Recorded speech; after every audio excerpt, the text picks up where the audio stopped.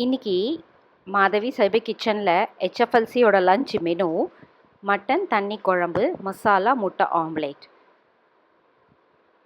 இதுக்கு தேவையான இன்க்ரீடியன்ட்ஸை டிஸ்கிரிப்ஷனில் இருக்குது, செக் பண்ணிக்கோங்க. ஃபஸ்ட்டு இந்த மட்டன் தண்ணி குழம்புக்கு தேவையான மசாலா பேஸ்ட்டை நம்ம அரைச்சிப்போம். அதுக்கு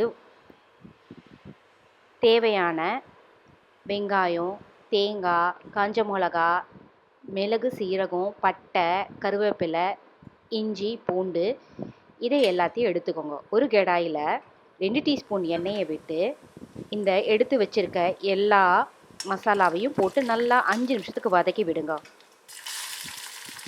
லேசாக வதங்கினா போதுங்க. நான் காரத்துக்கு 2 காஞ்ச மிளகா தான் யூஸ் பண்ணியிருக்கேன். கூடவே நான் வீட்டில் அரைச்ச மிளகாத்தூளையும் ஆட் பண்ண போகிறேன். உங்களுக்கு வேணும்னா நீங்கள் காஞ்ச மிளகாவே யூஸ் பண்ணிக்கலாம் காரத்துக்கு. மிளகாத்தூளோட 1 டீஸ்பூன் கொத்தமல்லி பவுடரையும் ஆட் பண்ணிக்கோங்க. அதையும் சேர்த்து ஒரு 2 நிமிஷம் நல்லா வதக்கி விட்டுக்கோங்க. இது வதங்கினதுக்கப்புறமா 1/2 ஸ்பூன் கசகசாவையும் போட்டு ஃப்ளேமை ஆஃப் பண்ணி ஆற விட்டுடுங்க மசாலாவை. இன்றைக்கி நான் பேச போகிற டாபிக் பெரிமெனோபாஸ். இந்த பெரிமெனோபாஸோட சிம்டம்ஸு நமக்கு 40+ இல்லை 35+ கூட ஆரம்பிக்கலாம். இது ஆரம்பிக்கும் போது பாடியில் நிறைய சேஞ்சஸ் வரும். அதுக்கு நம்ம ரெகுலராக ஹீமோக்ளோபின், அப்புறம் தைராய்டு செக்கப் இதெல்லாம் ரெகுலராக ஃபாலோ பண்ணிக்கிட்டே வந்தால் நம்ம ப்ராப்பராக மெயின்டைன் பண்ணின்னு வரலாம். இதுக்கு முக்கியமாக நம்ம ஹெல்த்தி லைஃப் ஸ்டைலில் இருந்தால் இன்னும் ஈஸியாக நம்ம இந்த சேஞ்சஸை சால்வ் பண்ணிக்கலாம். இப்போது ஒரு குக்கரில் தேவையான அளவுக்கு எண்ணெயை விட்டு கடுகு, பெருஞ்சீரகம் போட்டு தாளித்து அதுக்கப்புறமா இதுக்கு தேவையான வெங்காயம், தக்காளி, பச்சை மிளகா, கருவேப்பிலை எல்லாம் இதுலேயே போட்டு ஹை ஃப்ளேமில் நல்லா வதக்கி விடுங்க. இந்த தண்ணி குழம்புக்கு நான் 1/2 கிலோ மட்டன் எடுத்திருக்கேன்.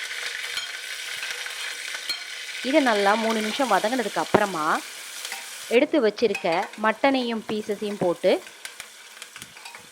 அதையும் ஒரு 5 நிமிஷம் கலர் மாற வரைக்கும் வதக்கி விடுங்க. இந்த தண்ணி குழம்பு சாதத்தை விட இட்லி, தோசைக்கு ரொம்ப நல்லாயிருக்கும்.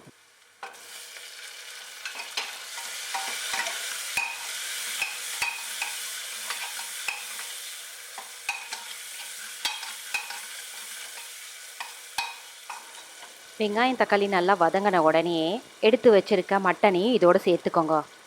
அதையும் நல்லா வதக்கி விடுங்க.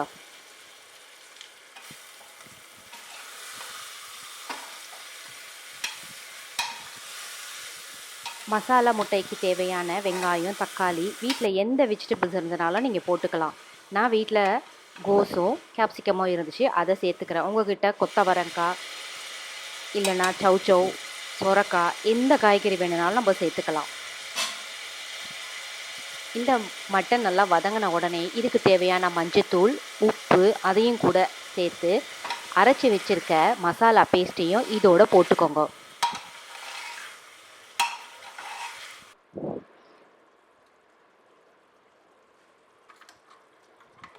இந்த விழுதை சேர்த்த உடனே கூடவே கொஞ்சம் தண்ணியும் ஆட் பண்ணி விடுங்க. ஏன்னா இது தண்ணி குழம்பு, கொஞ்சம் தண்ணியாக தான் இருக்கணும்.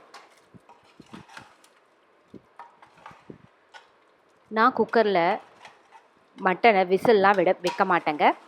நான் எப்போவுமே லோ ஃப்ளேமில் ஒரு 30 to 35 மினிட்ஸ் வச்சு நல்லா குக் பண்ண விடுவேன். இதை தண்ணி ஊற்றி குக்கரை மூடி ஒரு 35 மினிட்ஸ் லோ ஃப்ளேமில் மீட்டை வேக விடுங்க.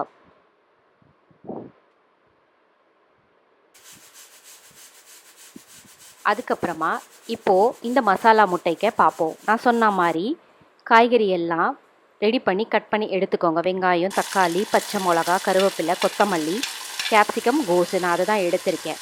ஒரு கடாயில் எண்ணெயை விட்டு இந்த கட் பண்ணி வச்சுருக்க எல்லா வெஜிடபிள்ஸையும் போட்டு நல்லா வதக்கி விடுங்க. இதுக்கு மஞ்சத்தூள், மிளகாய்த்தூளும் போட்டு அதையும் உப்பு, முட்டைக்கு தேவையான உப்பையும் போட்டு நல்லா வதக்கி விடுங்க. ஓரளவுக்கு வதங்கின உடனே இதை தனியாக எடுத்து வச்சுக்கோங்க. நான் 2 முட்டைக்கு கொஞ்சம் இந்த மசாலா வதக்கின மசாலாவை போட்டு அதை நல்லா அடிச்சு தோசை தவாவில் ஊற்றி திருப்பி போட்டு எடுத்தால் மசாலா முட்டை ஆம்லேட் ரெடி. இதுக்கு சைட் டிஷ்ஷாக மட்டன் தண்ணி குழம்பு ரெடி. தேங்க்ஸ் ஃபார் வாட்சிங்.